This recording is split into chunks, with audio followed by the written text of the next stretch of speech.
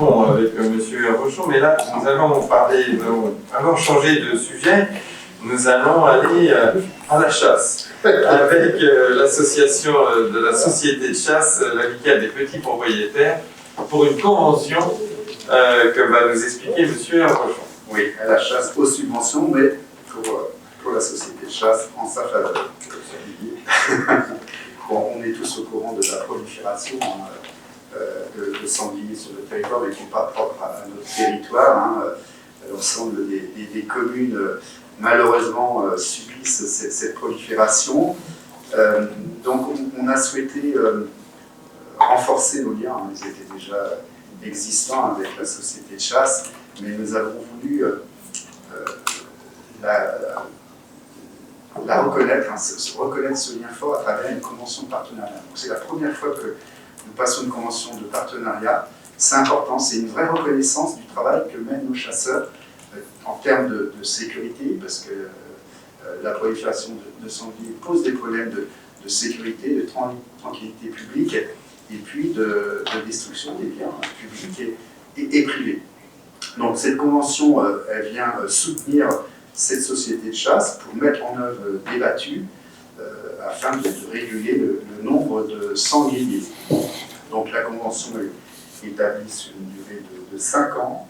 Elle précise les conditions du partenariat. Donc chaque année, nous ferons un point avec la société de chasse pour définir les secteurs prioritaires pour organiser les battues. Et puis, nous avons établi un barème où la ville de Douai s'engage en contrepartie de ces battues à verser une subvention donc, avec un forfait de 200 € auquel vient s'ajouter une indemnisation à hauteur de 10 € par battue et de 6 € par sanglier abattu. Je voudrais profiter de cette délibération pour saluer publiquement la contribution de nos chasseurs d'océan et probablement aussi de quelques voisins qui viennent donner du renfort pour réussir cette régulation. Alors, on a une montée en puissance des dégâts et le travail qu'ils ont fait ces dernières semaines a été productif. Ils ont réussi à supprimer un certain nombre de sangliers. Donc on espère que ça, on en verra les fruits. Et c'est une façon aussi de montrer un soutien public. Quand maintenant on s'attraque, comme vous l'avez vu dans les informations ou sur les réseaux sociaux, quand il y a une battue de sanglier, ça peut virer des fois au lynchage médiatique des chasseurs. Alors ça les met en situation inconfortable quand ils ne sont pas nommément ciblés, mais leur activité est ciblée. Et le fait qu'on propose au conseil municipal de dire que ce qu'ils font là est utile pour la collectivité, c'est vraiment ça, je pense qu'ils l'apprécient. On n'a pas à Bouaye des chasseurs qui sont, comme on dit, dans la profession, enfin dans l'activité des viandards. Ce n'est pas du tout le cas. On a des chasseurs qui apprécient l'environnement. Ce sont des partenaires à chaque année. Bon, hormis le Covid, c'était des partenaires avec la commune et le club de foot pour aller nettoyer les déchets sur les chemins pédestres. Donc on a toujours eu des relations très intéressantes, mais on les a sentis un peu découragés.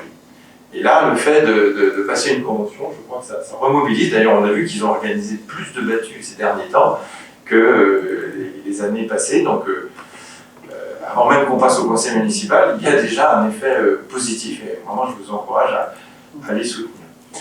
Monsieur Eberle. Je suis totalement d'accord avec ce que vous dites, monsieur le maire. On est 100% d'accord. Je rajouterais même quelque chose. En termes de sécurité routière, c'est un plus. Combien d'accidents nous aurions peut-être pu éviter grâce à nos chasseurs?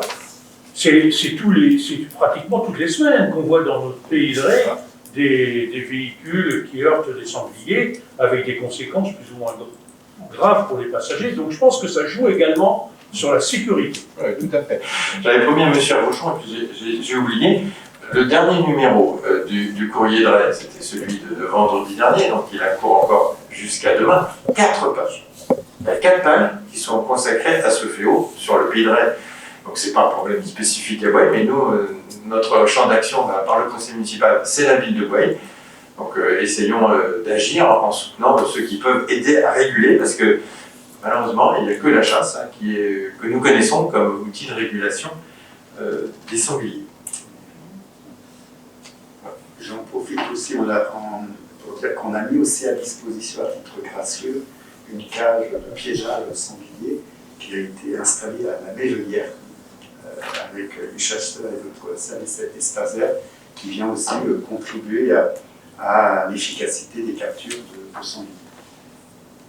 Problématique de sécurité, coût aussi pour les particuliers ou la collectivité ville de Boye, parce que lorsqu'il faut passer du temps à remettre en état un terrain qui est dévasté, on a le cas à la Mévelière, on a le cas aussi au centre de loisirs, tout ça c'est de l'argent, donc si on peut arriver à limiter ces dégâts, ce sera une très bonne chose. Donc, nous allons continuer, nous proposerons dans le cadre du budget de pratiquement achever, je pense, Freddy, la clôture la plus hermétique possible de la Mévelière pour éviter que le swing-off, important qu'il ne soit pas dévasté comme il a été là. Bon, je pense qu'en 2022, on arrivera à une quasi clôture efficace de la Mévelière. Le problème, c'est qu'une fois qu'ils sont rentrés, ils dévastent.